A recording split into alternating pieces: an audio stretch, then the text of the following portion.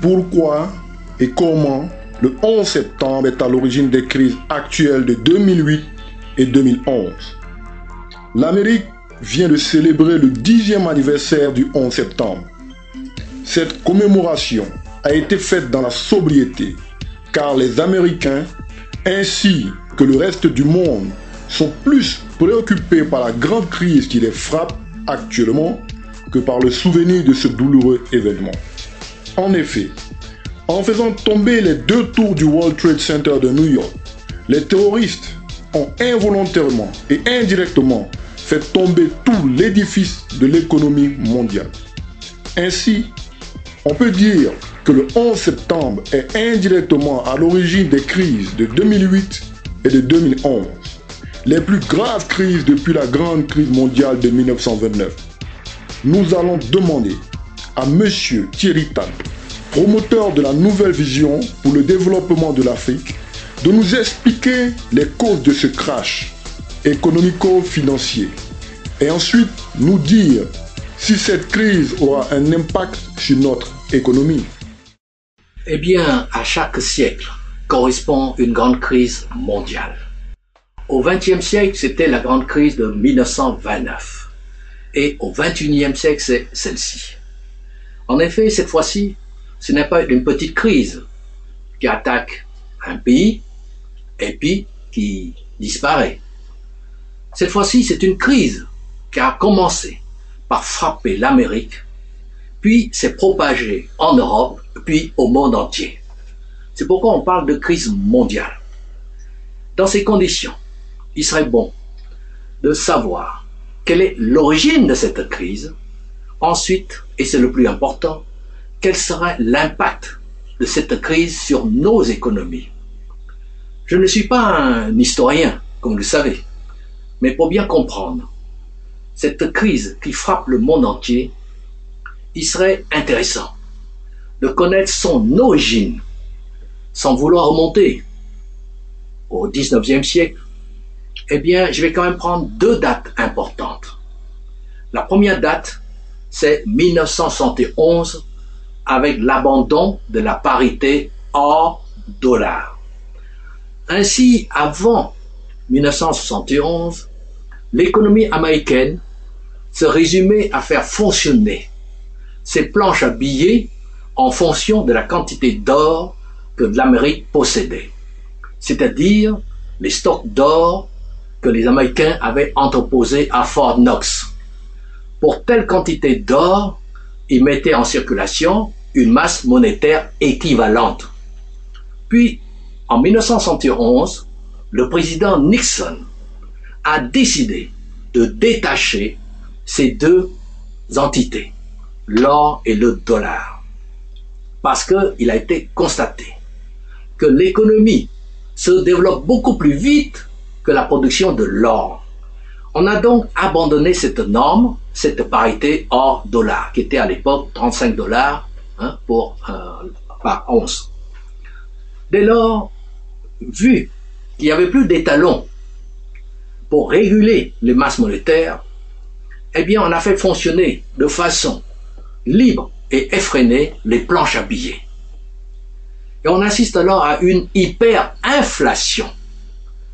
À cette époque, M. Paul Volcker, qui est le président de la Fed, c'est-à-dire le Federal Reserve Board, qui est la banque centrale américaine, eh bien M. Paul Volcker avait dit ceci: on ne doit pas avoir une telle inflation, parce que cela crée de nombreux ennuis aux Américains, avec notamment la stagnation économique. Il a donc pris des mesures extrêmement importantes et impopulaires. Renchérissement des crédits, diminution de la masse monétaire, augmentation des taux d'intérêt qui montaient jusqu'à 13 voire 14%. C'était des mesures drastiques, mais qui sont nécessaires pour juguler la stagflation à l'époque, c'est-à-dire la combinaison entre la stagnation et l'inflation, qui frappait l'Amérique à cette époque. Et la deuxième date importante, c'était justement le 11 septembre 2001, avec les attentats du World Trade Center à New York. Et les Américains et même le monde entier ont été choqués par le fait que les terroristes aient osé bombarder les États-Unis sur leur propre territoire et détruire ainsi les deux gratte-ciel qui représentaient le symbole même de la puissance financière américaine. Cela a créé un énorme choc et le président George Bush a donc estimé, dans ces conditions, qu'il fallait redonner confiance aux Américains. D'abord, sur le plan militaire, en attaquant l'Afghanistan et l'Irak, pour montrer que l'Amérique est encore très puissante. Et ensuite, eh bien, sur le plan économique, en faisant ce qu'on appelle la dérégulation, c'est-à-dire qu'on va tout déréglementer. En clair, M. Alan Greenspan, le nouveau président de la Fed, va donc faire exactement le contraire de ce qu'avait fait Paul Volcker, son prédécesseur. Et qu'est-ce qu'il a fait? Eh bien, au lieu de laisser les taux d'intérêt élevés, M. Alan Greenspan va baisser le taux d'intérêt. Au lieu des restrictions monétaires qui bloquaient la masse monétaire, eh bien, Alan Greenspan va libérer de nouveau les crédits. Et cela veut dire, d'une part, qu'on va avoir des taux d'intérêt de plus en plus bas. Et d'autre part, on va avoir de plus en plus de crédits, augmenter la masse monétaire. Mais comment trouver tout cet argent?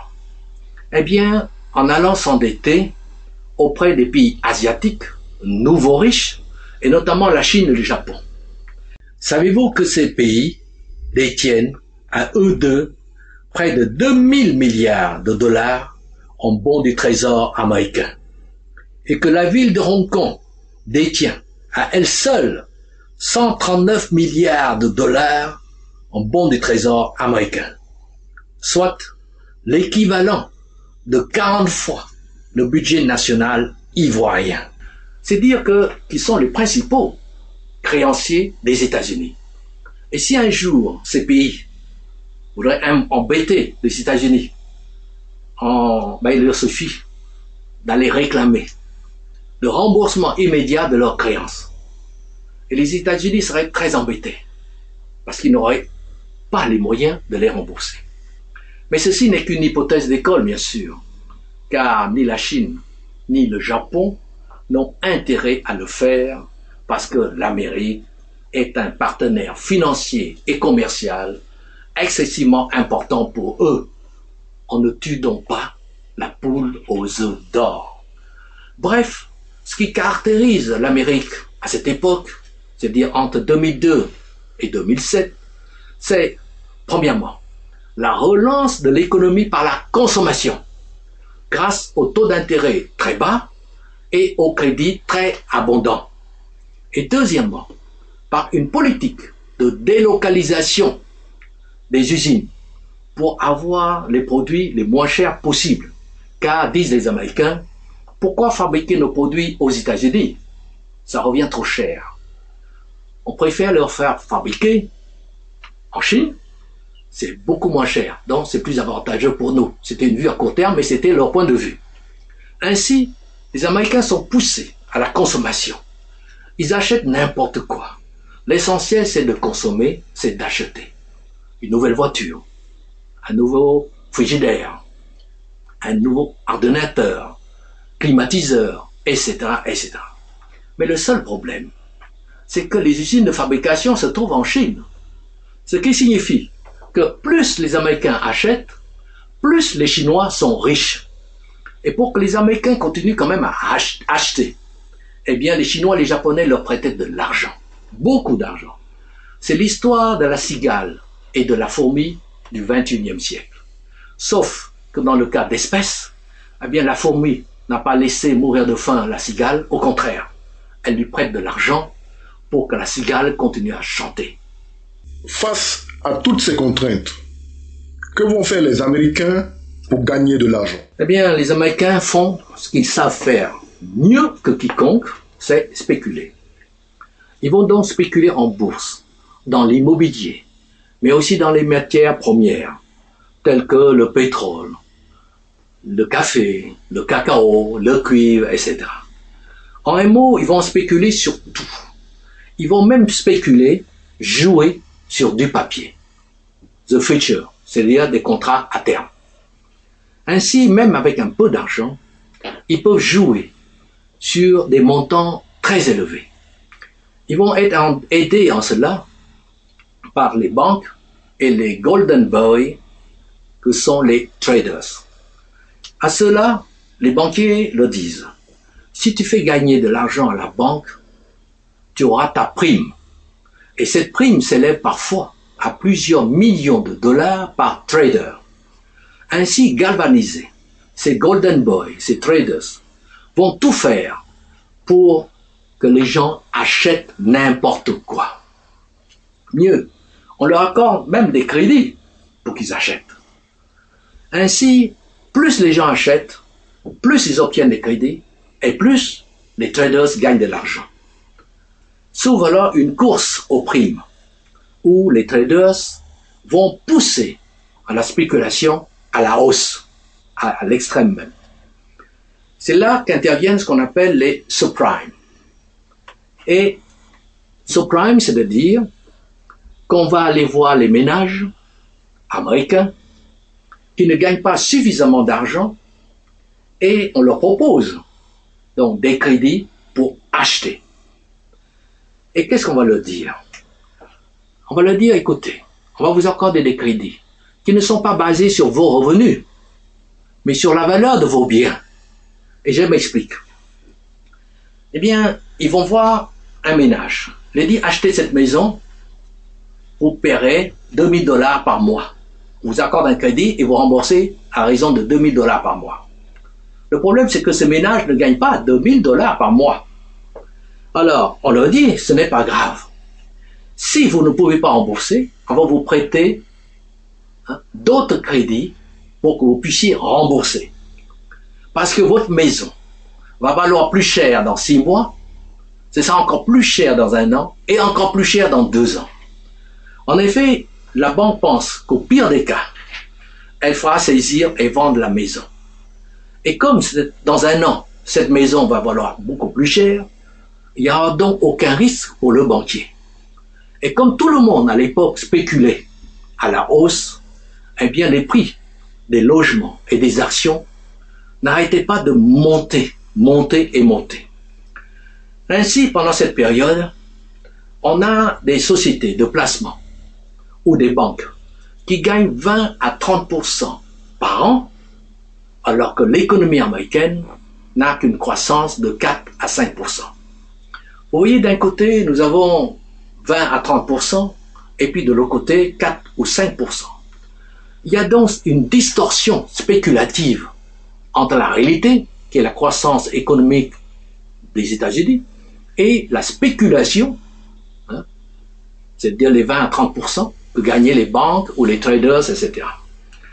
Mais tout cela, ça peut durer pendant quelque temps, mais ça ne peut pas durer éternellement.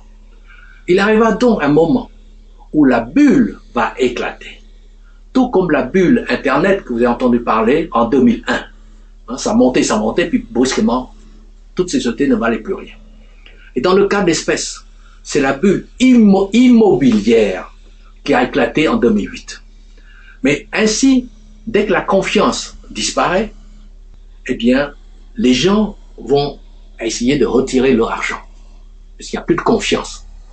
Et ces sociétés qui avaient dans leurs actifs des biens, des actions ou des biens immobiliers qui valaient une fortune il y a peu de temps, ben ces actifs ne valent plus rien actuellement. Et donc toutes ces valeurs dégringolent, et comme ces valeurs ne valent plus rien, eh ben ces sociétés ou ces banques ne peuvent pas se retrouver en faillite parce qu'elles ne peuvent pas rembourser. C'est ainsi que la grande banque d'investissement américaine, qui a été créée il y a 160 ans, la Lehman Brothers, eh bien, elle a fait faillite, elle est tombée en faillite le 15 septembre 2008, ainsi que 40 autres banques américaines. Voilà la situation. Monsieur Thierry Tang, on avait beaucoup parlé de subprime. qui serait la cause de la crise immobilière. Mais qu'est-ce qu'un subprime? Eh bien, le subprime est un crédit qu'on qualifie de crédit toxique parce qu'il est accordé à des personnes qui ne peuvent pas rembourser normalement en raison de leurs revenus trop faibles.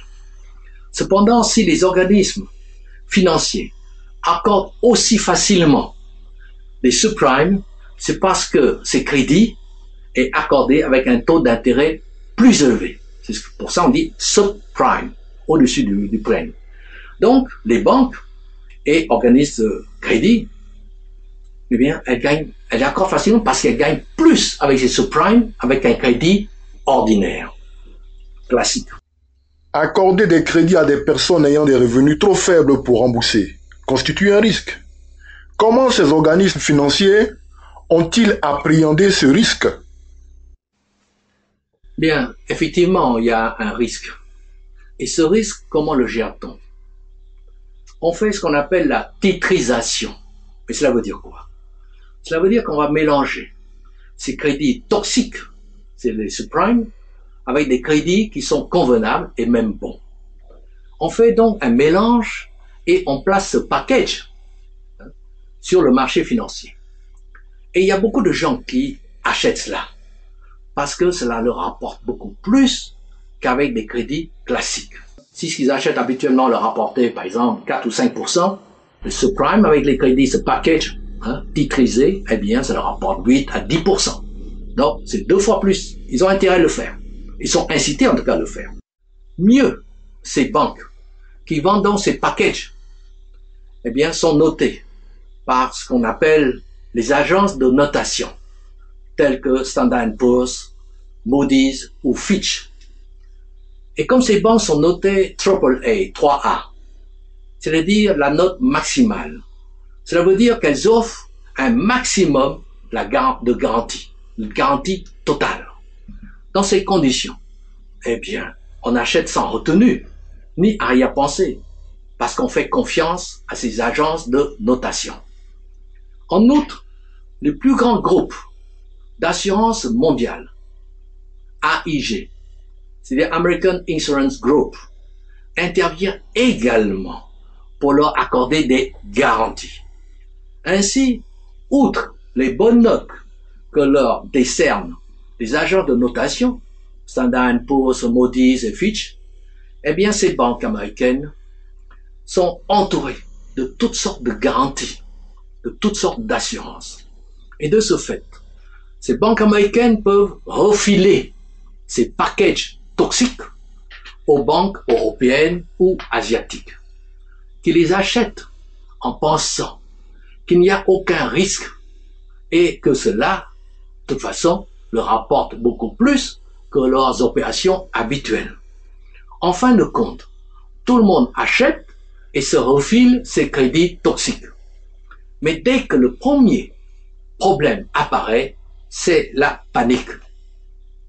Parce que on ne sait plus si les packages qu'on a en sa possession contiennent ou non des crédits toxiques, puisqu'ils ont été titrisés.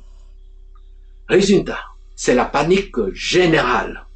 Et les sociétés auxquelles on demande de rembourser ne peuvent pas, étant donné que leurs actifs qui valaient très cher se retrouvent sans valeur. Et comme elles ne peuvent pas rembourser, on les met en faillite. C'est ce qui s'est passé avec ce que nous venons de voir tout à l'heure, c'est-à-dire la banque américaine Lehman Brothers, ainsi que les 40 autres banques américaines. Et la Citibank Group, cette Citi qu'on connaît bien, et l'AIG n'ont échappé à la faillite que grâce aux centaines de milliards de dollars que l'État américain a injectés pour les sauver. Mais cette panique s'est propagée partout. Les banques ne s'en font plus confiance, même aux banques, entre elles, avec qui elle a l'habitude de se prêter. Un jour, c'est telle banque qui prête à l'autre, un autre jour, c'est l'autre qui prête à celle-ci, etc. Elles ne le font plus. C'est ce qu'on appelle le credit crunch. Monsieur Thierry Tan, vous venez de nous expliquer comment on est passé de la crise immobilière avec les subprimes à la crise financière. Maintenant, pourriez-vous nous expliquer comment cette crise financière a évolué vers la crise économique mondiale en 2008-2009? Eh bien, c'est encore et toujours le problème de la confiance. Comme on n'a plus confiance, on ne prête plus, non seulement aux banques, mais également aux entreprises. C'est ce que nous avons vu tout à l'heure avec le credit crunch. Et comme ces entreprises n'ont plus de crédit et de trésorerie, elles sont obligées de fermer ou de ralentir leurs activités. Ainsi, durant le mois de février 2009, les 3 plus grands constructeurs d'automobiles américains, tels que General Motors, Ford et Chrysler, ont vu leurs ventes baisser de 50%, 2 fois moins que d'habitude, car les gens n'ont plus d'argent ni de crédit nécessaire pour acheter des voitures. C'est ainsi que la crise financière de 2008 s'est transformée en crise économique de 2009. En effet, on assiste à une véritable récession, c'est-à-dire à une croissance négative, -6 aux États-Unis et -3 à -4 en Europe. Et cela au mois de février 2009.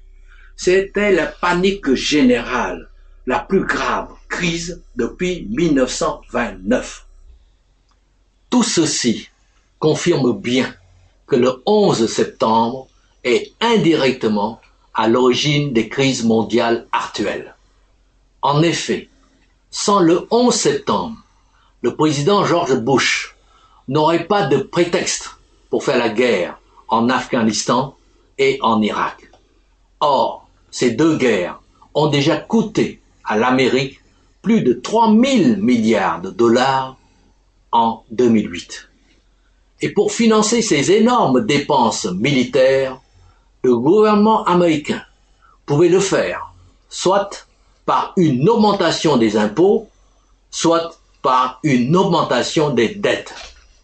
Et George Bush a choisi d'augmenter les dettes de l'État américain. La dette américaine a donc été multipliée par 3 en 11 ans. Deuxièmement, sans le 11 septembre, George Bush n'aurait pas lancé son plan de relance par la consommation grâce à l'abondance des crédits bon marché, donnant ainsi l'illusion aux Américains qu'ils sont de plus en plus riches et qu'ils peuvent dépenser sans compter. Il leur suffit de s'endetter.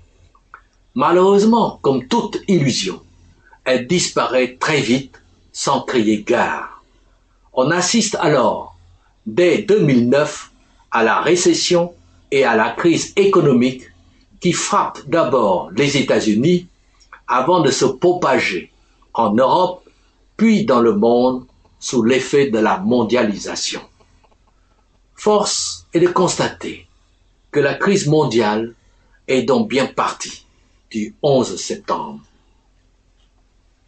Monsieur Thierry-Tan, pourquoi, après un petit redressement en 2010, nous assistons à une autre crise en 2011? Comment expliquer cette nouvelle crise de 2011?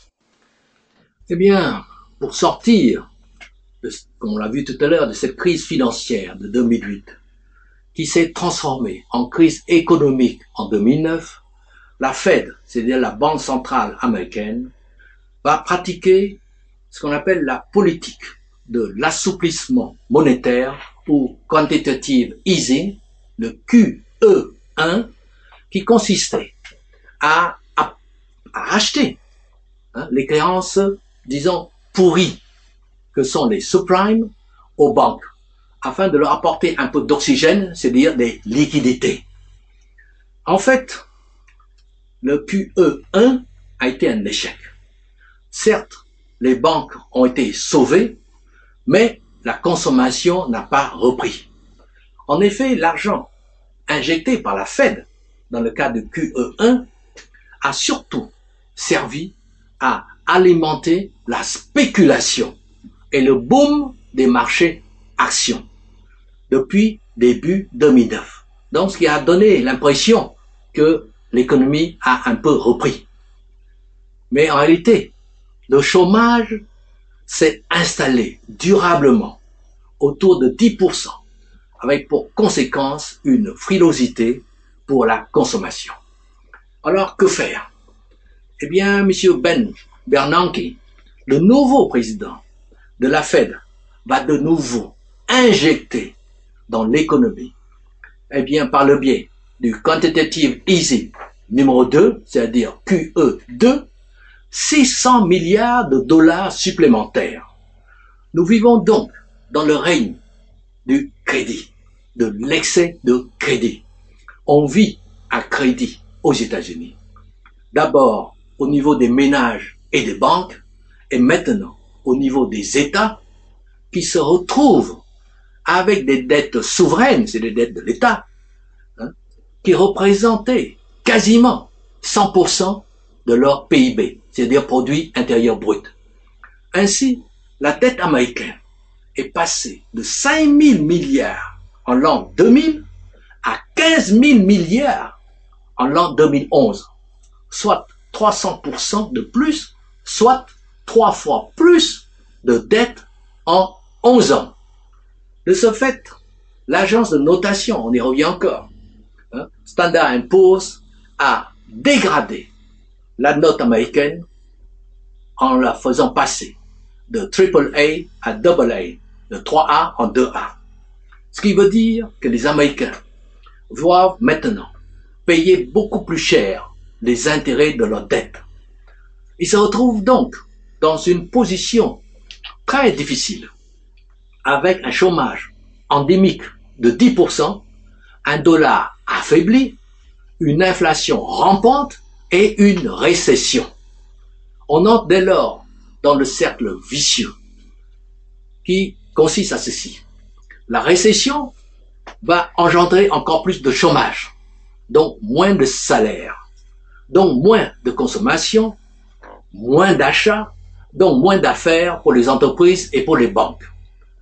Et pour l'État, c'est moins de recettes fiscales puisqu'il y a moins d'affaires. Donc plus de difficultés pour rembourser ses dettes. L'État est donc obligé, pour pouvoir rembourser ses dettes souveraines. Donc l'État est obligé d'augmenter les impôts et taxes bien sûr. Et tout cela étrangle encore plus les entreprises et les ménages. D'où nouvelle récession, d'où nouvelle politique d'austérité, d'où nouvelle crise en l'an 2011. Tout cela, c'est très malsain. Et donc ça crée un climat de méfiance qui provoque la panique généralisée sur toutes les places boursières.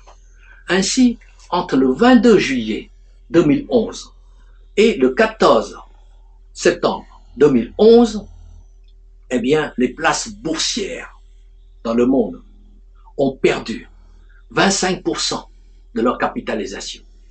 C'est-à-dire, ils ont perdu 7 500 milliards de dollars en 45 jours à peine. Et ça veut dire 7 700 milliards perdus, c'est l'équivalent du PIB de l'Allemagne et de la France réunis, perdus en 45 jours. Et dans ce contexte, toute l'Europe, actuellement il y a encore des conférences par-ci par-là, toute l'Europe, derrière Angela Merkel et Sarkozy, ont donc œuvré de leur mieux pour essayer de sauver l'euro en tentant de sauver la Grèce qui s'écroule sous ses dettes. Si la Grèce tombe, parce qu'ils savent tous que si la Grèce tombe, eh bien les spéculateurs vont attaquer aussi les autres pays européens qui présentaient eux aussi des faiblesses, telles que ce qu'on appelle les PIGS, c'est-à-dire le Portugal, l'Irlande, l'Italie, la Grèce bien sûr, et l'Espagne, Spain, PIGS. Et si ces pays, les PIGS, tombent, eh bien c'est l'euro qui tombe. Parce que les banques européennes aussi vont tomber, comme elles accordent beaucoup de crédit à tous ces États, forcément, si ces États font faillite, cela entraîne la faillite des banques. Et si ça entraîne la faillite des banques européennes, ça va entraîner également la faillite de l'euro.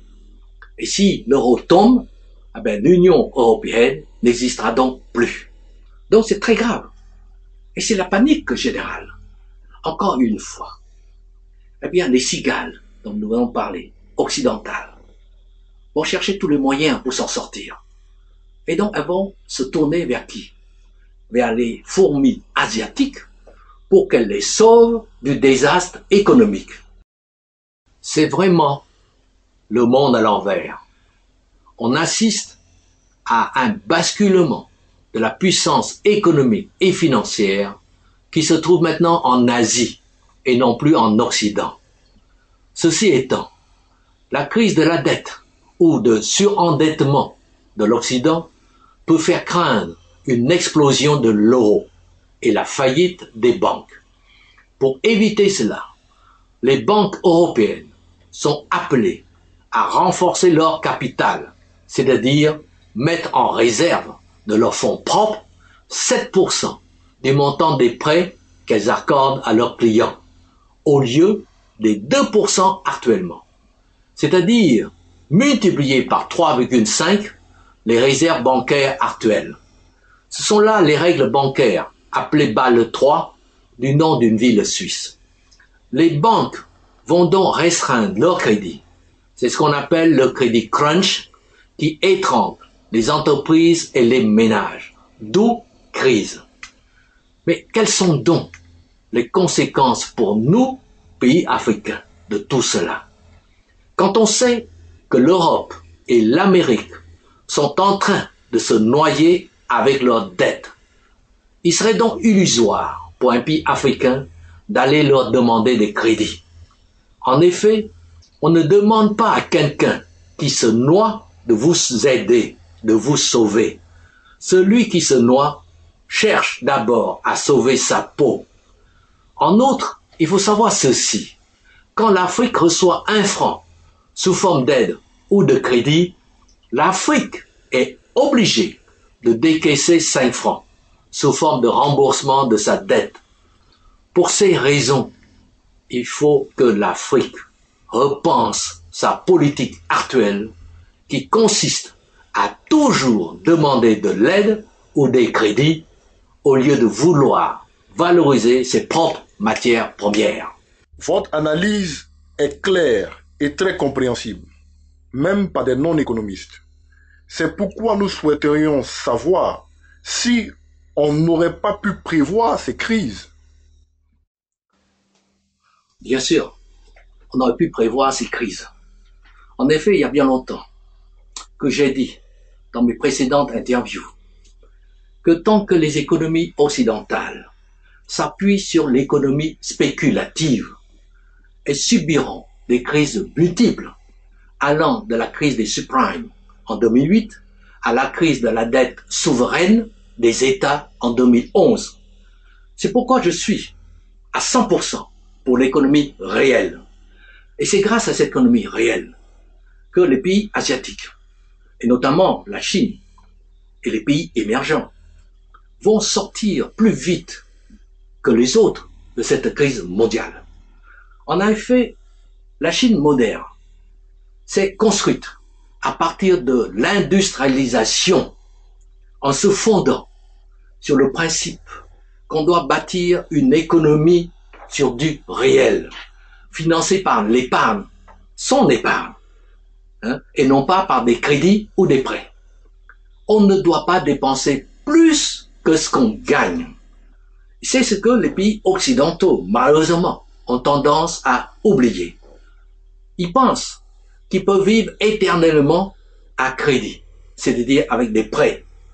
Or, il arrive toujours un moment où il faut rembourser sa dette. Et pour rembourser leur dette souveraine, les États occidentaux sont obligés d'augmenter les impôts, de diminuer les salaires et même de licencier du personnel. Bref, d'appliquer une politique d'austérité très sévère.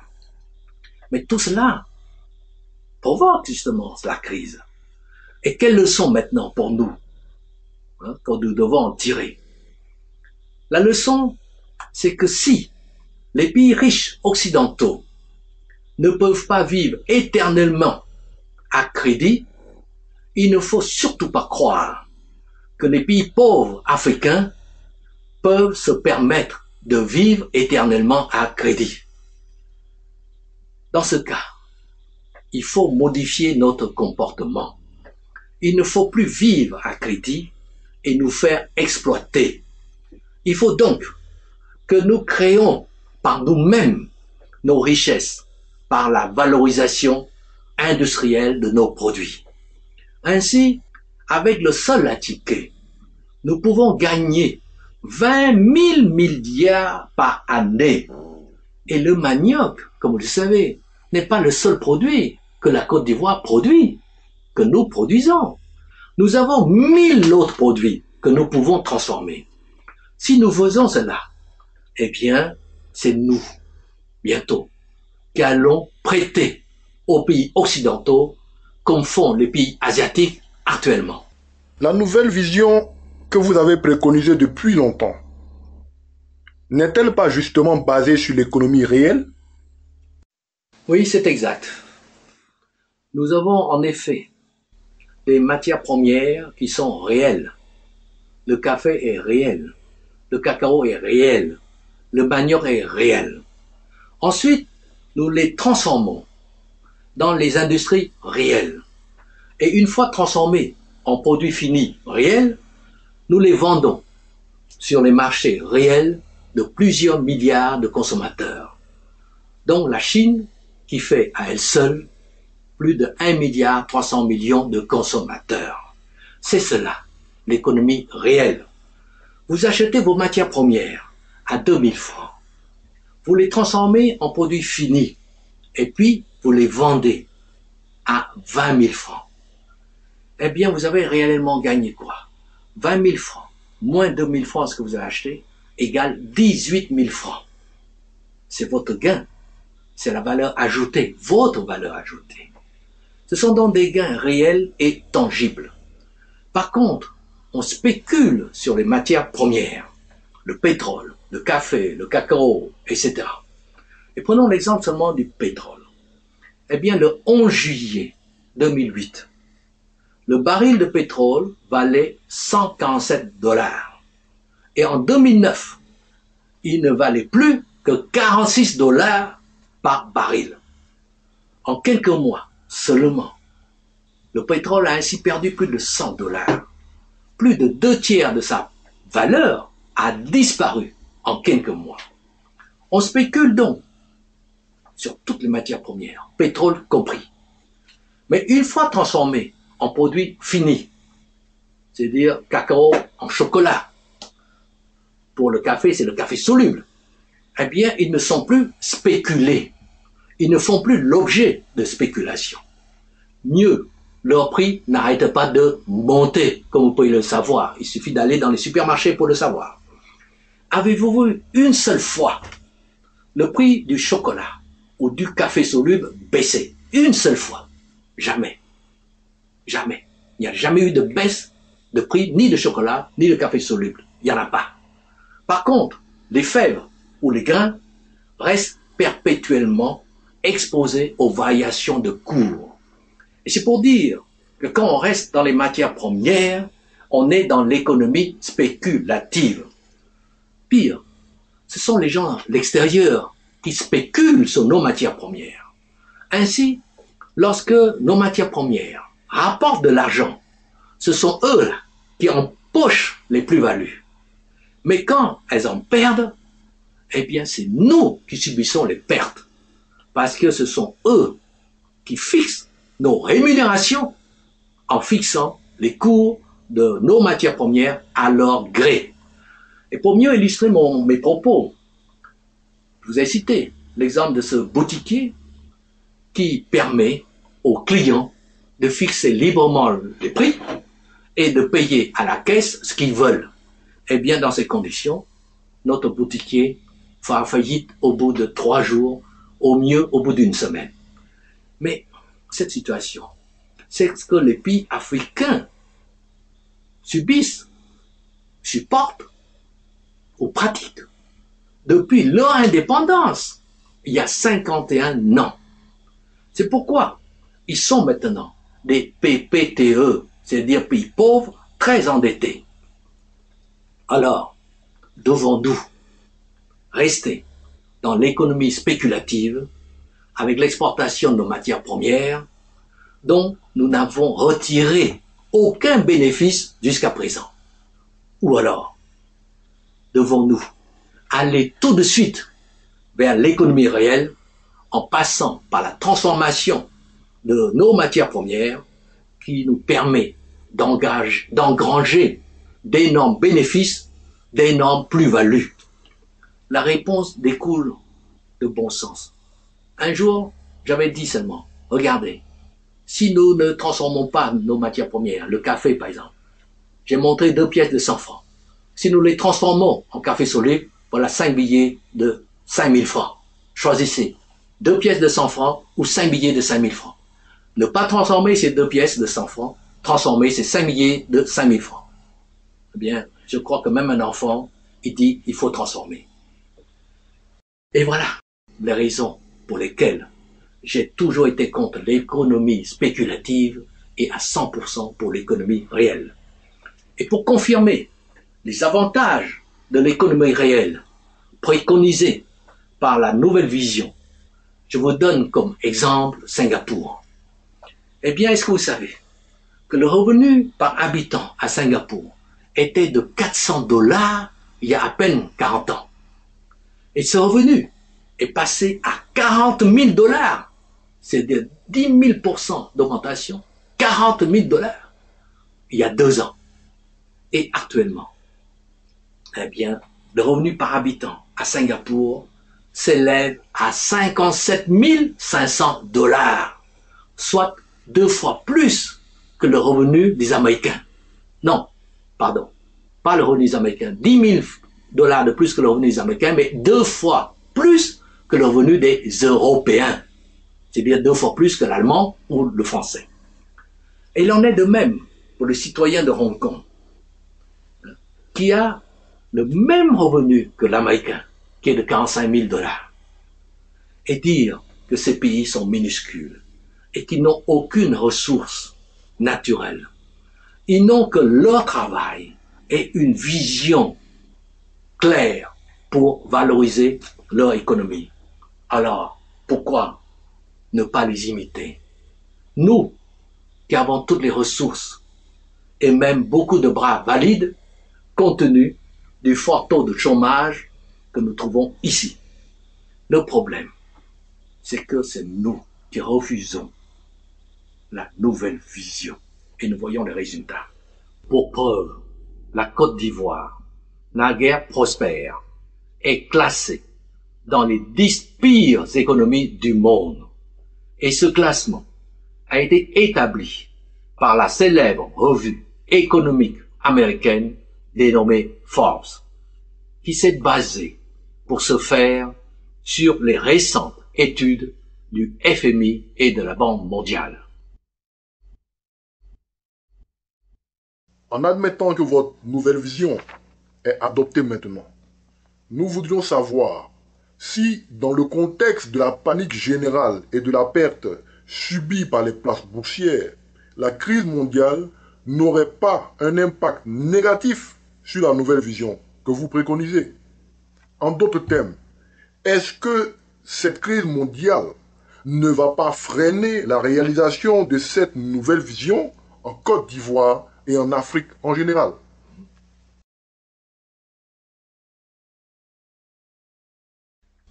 C'est une question très pertinente.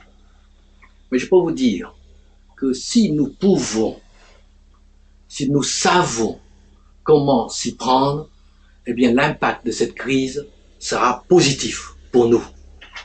En effet, ayant perdu récemment en bourse 7 500 milliards de dollars en 45 jours, les détenteurs de fonds ne veulent plus investir en Occident qui présente maintenant trop de risques. Ils cherchent donc des endroits plus sûrs qui leur assurent une bonne rentabilité et une bonne perspective d'avenir. Et pour les différentes raisons que j'ai exposées, ressources naturelles importantes, terres fertiles, absence de catastrophes naturelles, etc. Eh bien, la Côte d'Ivoire est l'endroit rêvé. Oui, je confirme que la Côte d'Ivoire est l'endroit rêvé, mais à condition qu'elle adopte la nouvelle vision dont les grandes lignes sont largement expliquées dans mes précédentes interviews. C'est-à-dire, premièrement, transformation industrielle de nos matières premières. C'est ça, l'économie réelle. Deuxièmement, une réglementation très libérale.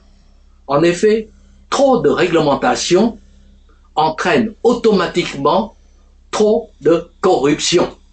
Or, aucun investisseur ne voudrait venir investir dans un pays corrompu.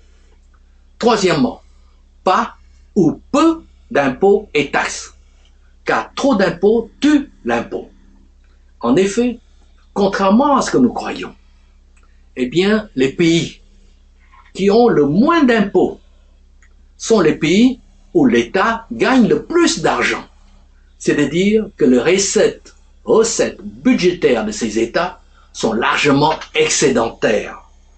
Et je prends comme exemple Dubaï ou Hong Kong, qui sont des pays duty-free, c'est-à-dire sans taxes.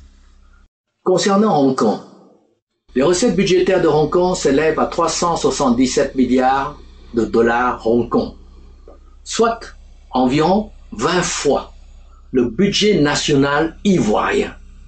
Et dire que Hong Kong n'a que 1000 km² comparé aux 322 000 km² de la Côte d'Ivoire. Mieux, si l'État de Hong Kong est très riche, le citoyen de Hong Kong est également très riche, puisque le revenu par habitant à Hong Kong est le même que celui des Américains, soit 45 000 dollars américains par an, soit 10 000 dollars de plus que celui de l'allemand ou du français. Quatrièmement, avec ce nouvel environnement fiscal et réglementaire très favorable aux affaires, comme nous venons de voir pour les trois premiers cas, la nouvelle Côte d'Ivoire deviendra un hub commercial vers lequel toute l'Afrique viendra s'approvisionner, car le shopping deviendra très intéressant à Abidjan, compte tenu des produits pas chers car détaxés, tout comme à Dubaï ou à Hong Kong. Dans ces conditions, les investisseurs et les touristes vont donc affluer en Côte d'Ivoire, créant ainsi des usines, des richesses, des autoroutes, des écoles, des hôpitaux et surtout des millions d'emplois pour les Ivoiriens. Et dans ces conditions également, la sécurité sera assurée. En effet, il n'y aura pas de guerre là où il y a la prospérité. Il est donc certain qu'avec tous ces atouts, la nouvelle Côte d'Ivoire va attirer une partie des fonds souverains, c'est-à-dire des fonds appartenant à des États riches. Et ces fonds sont évalués à 12 000 milliards de dollars. Eh bien, ces fonds, depuis qu'ils ont peur, ils sont un peu frileux vis-à-vis de l'Occident, ces fonds recherchent actuellement de tels endroits comme la nouvelle Côte d'Ivoire pour y investir. Maintenant, en supposant que la Côte d'Ivoire n'arrive à attirer que 1% seulement de ces fonds, cela représente quand même 120 milliards de dollars, 120 milliards de dollars, c'est-à-dire 30 fois le budget national ivoirien. En outre, il faut le préciser, ce ne sont pas des prêts, mais des investissements. Ce qui signifie que nous n'aurons pas des intérêts à payer. C'est un point très important quand on sait que le service de la dette, c'est-à-dire le paiement des intérêts de la dette, représente déjà 43% du budget national ivoirien en 2011, soit 2 fois les salaires des fonctionnaires, y compris les corps habillés. Faut-il pour cela augmenter encore nos dettes et par voie de conséquence augmenter notre service de la dette au point d'arriver à 100% de notre budget national? La réponse est non. Au lieu des dettes, il vaut mieux attirer les investisseurs avec la nouvelle vision, car avec les investissements, il n'y aura pas de remboursement ni des intérêts à payer. Ce sera donc tout bénéfice pour la Côte d'Ivoire. Et la troisième chose, la dernière, qui renforce ma conviction concernant la nouvelle vision visant à transformer nos produits agricoles, c'est que même quand il y a la crise économique mondiale, les gens ont toujours besoin de manger. Ils peuvent arrêter d'acheter de nouvelles voitures, des réfrigérateurs, des ordinateurs, etc. Mais ils ne peuvent pas arrêter de manger. Or, qu'ai-je préconisé dans la nouvelle vision? C'est la transformation de nos matières premières en produits alimentaires, attiékés par exemple. Et l'agroalimentaire, comme vous le savez, traverse toutes les crises parce que les gens ont perpétuellement besoin de manger. De ce fait, si nous appliquons la nouvelle vision au lieu de la combattre, l'économie ivoirienne en tirera un grand profit. Mieux, la crise mondiale actuelle, qui devrait la frapper très durement, se transformera en une grande bénédiction pour notre pays. Nous constatons en effet que la nouvelle vision est très bénéfique pour la Côte d'Ivoire. Mais en est-il de même pour les pays occidentaux, notamment la France, qui peuvent se sentir lésés par la prospérité de la Côte d'Ivoire et qui peuvent donc bloquer le processus de la nouvelle vision?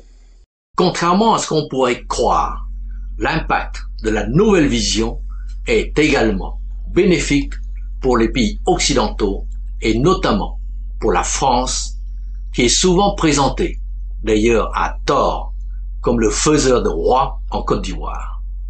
En effet, la prospérité de la Côte d'Ivoire aura un impact positif sur la France, tant sur le plan national que sur le plan international. Et pour le démontrer, nous allons analyser la situation actuelle de la France et notamment son endettement. En effet, la dette souveraine de la France, c'est-à-dire la dette de l'État français, a été multipliée par 5, plus 500% en 25 ans. Elle s'élève actuellement à 1700 milliards d'euros, soit 87% de son PIB, c'est-à-dire de son produit intérieur brut. Et son service de la dette s'élève à 45 milliards d'euros, c'est d'ailleurs le 3e poste de dépenses du budget français. C'est énorme.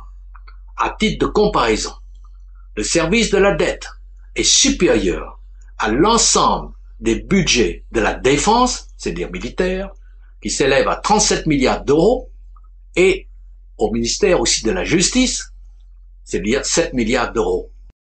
Service de la dette supérieur à l'ensemble des budgets de la défense et de la justice, les deux piliers de la société française. Comme nous l'avons vu précédemment, cette situation de surendettement est donc très grave. Et que va-t-il se passer l'année prochaine, en 2012? Malgré sa très bonne note de triple A, la France doit payer 3% d'intérêt pour sa dette souveraine. Or, en 2012, l'économie française serait au point mort, peut-être même en récession. La France aurait, dans la meilleure hypothèse, 1% de taux de croissance. 1% de taux de croissance pour rembourser 3% de taux d'intérêt, la France ne pourra donc pas, normalement, payer les intérêts de sa dette. Prenons un exemple simple pour faire comprendre cette situation. Pour votre investissement, par exemple, vous empruntez de l'argent à une banque qui vous demande de payer 3% d'intérêt. Si votre investissement est rentable et dégage 10% de rentabilité ou de retour sur investissement, vous pouvez facilement payer les 3% d'intérêt à la banque. Par contre, si votre investissement ne dégage que 1% de retour sur investissement, vous ne pourrez pas payer les 3% d'intérêt à la banque. C'est ce qu'on appelle l'effet boomerang quand la rentabilité économique est inférieure au taux d'intérêt. Dans ce cas, la banque aura le choix, soit de vous soutenir en vous accordant un nouveau prêt pour payer ce que vous lui devez, soit, deuxième cas, la banque peut vous mettre en faillite et vendre ensuite tous vos biens. C'est le même dilemme qui se pose à la France. Ainsi, pour rembourser sa dette et éviter d'être mise en défaut de paiement, l'équivalent de faillite pour une entreprise, eh bien la France sera donc obligée soit d'emprunter plus, soit de taxer encore plus. Or, plus d'impôts signifie plus d'austérité, donc plus de récession économique et plus de chômage. C'est dire que la situation sera très grave, non seulement pour le cas français, mais également pour tous les pays de l'Union européenne. C'est pourquoi on parle de la décennie perdue, c'est-à-dire 10 années d'austérité, de chômage, etc. Ainsi, la France, comme d'autres pays de l'Union européenne, ne pourra pas s'en sortir par ses propres forces, comme on dit. Elle devra donc trouver une idée novatrice, une nouvelle vision en quelque sorte. Et cette idée novatrice, c'est vers l'Afrique qu'elle trouvera, et notamment vers la Côte d'Ivoire, nouvelle, prospère et heureuse. En effet, avec la nouvelle vision, la Côte d'Ivoire va prospérer. Elle va créer beaucoup de richesses et des millions d'emplois. Dans ces conditions, l'impact positif sur la France sera multiple. D'abord, les Ivoiriens, ayant maintenant des emplois bien rémunérés en Côte d'Ivoire, n'ont donc plus besoin d'émigrer clandestinement en France pour trouver du travail. Donc, il n'y aura plus d'immigration clandestine qui pose tant de drames en Afrique et tant de problèmes à la France en termes de coûts sociaux, de coûts économiques et même politiques. Mieux, beaucoup d'Ivoiriens actuellement établis en France vont également chercher à rentrer en Côte d'Ivoire, qui leur procure maintenant des emplois bien rémunérés. Et tout cela va faire baisser le taux de chômage en France, qui atteint actuellement 10% de la population active. Deuxième point positif pour la France, c'est que les Ivoiriens, devenus plus riches, vont pouvoir acheter des voitures françaises et même des Airbus. À l'exemple d'AirAsia, la deuxième compagnie aérienne malaisienne, créée il y a à peine 5 ans. Et AirAsia vient de commander 300 Airbus Neo 320 pour un montant de 27 milliards de dollars, soit environ 10 fois le budget national ivoirien. Ce qui signifie que dans un pays prospère comme la Malaisie, une simple compagnie privée est 10 fois plus riche que l'État de Côte d'Ivoire. Or, n'oublions pas que la Malaisie était plus pauvre que la Côte d'Ivoire il y a quelques années, mais qui s'est fortement développée grâce à l'application de la nouvelle vision. Dans ces conditions, si la Côte d'Ivoire imite la Malaisie en appliquant la nouvelle vision au lieu de la combattre, la Côte d'Ivoire sera aussi prospère que la Malaisie. Auquel cas, comme AirAsia de Malaisie que nous avons vu, eh bien la compagnie Air Ivoire pourra commander des centaines d'Airbus. Ce sont ces nouvelles commandes d'Airbus, de Peugeot Renault ou d'autres produits français qui permettront aux industries françaises de prospérer et donc de recruter en France. D'où augmentation de l'activité en France, d'où nouvelle baisse de chômage en France, d'où également augmentation des recettes fiscales en France. C'est tout cela qui permet à la France de relancer son économie. En effet, l'accroissement de la demande africaine va entraîner un effet accélérateur de l'investissement en France. Et cet accroissement entraîne l'effet multiplicateur du crédit qui va accroître à son tour la demande en France, d'où relance effective de l'économie française. J'ajoute que la relance économique menée conjointement avec la réduction des dépenses publiques reste la seule solution pour résoudre durablement le problème de surendettement de la France. Troisième point positif, grâce à la transformation industrielle de ses produits agricoles, la Côte d'Ivoire va inciter tous les planteurs à produire beaucoup plus et tout ce qui n'est pas transformé sera vendu sur le marché ivoirien. Et du fait de la nouvelle abondance des produits, les Ivoiriens vont payer beaucoup moins cher les produits alimentaires. Par exemple, les choux, les tomates ou la banane plantain, entre autres, sont vendus à 100 francs le kilo au lieu de 400 ou 500 francs actuellement. Ainsi, les Ivoiriens vont avoir d'un côté des revenus qui vont augmenter beaucoup et de l'autre côté, le coût de la vie qui va baisser beaucoup. Et comme l'épargne est la différence entre les revenus et les dépenses, on en déduit que si les revenus des Ivoiriens augmentent et que leurs dépenses diminuent, eh bien les Ivoiriens vont donc avoir leur épargne qui augmente d'autant. Et grâce à leur importante et nouvelle épargne, les Ivoiriens pourront soit investir dans leur pays, soit prêter à la France pour la soutenir. Par ailleurs, avec la nouvelle vision qui préconise le duty free comme à Dubaï ou à Hong Kong, la Côte d'Ivoire sera un hub commercial, c'est-à-dire un pays où tout le monde viendra pour faire le shopping comme à Dubaï ou Hong Kong. Dans ce cadre, la France pourra également venir en Côte d'Ivoire pour vendre tous ses produits de luxe, parfumerie, vêtements, sacs de grandes marques, etc., aux Africains. C'est un nouveau marché duty-free qui s'ouvre pour la France. C'est un point très important, surtout quand on sait que les produits de luxe sont très taxés dans le monde entier, sauf dans la nouvelle Côte d'Ivoire. Nous voyons donc que l'impact sera bénéfique pour la France sur le plan national. Et il sera également très bénéfique sur le plan international.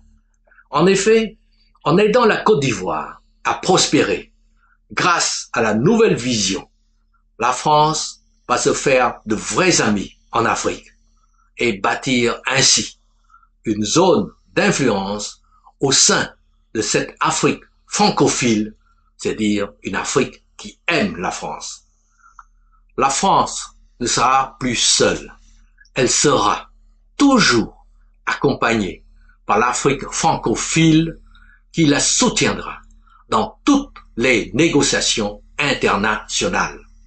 Cette nouvelle géostratégie va permettre à la France d'être écoutée et respectée dans le monde.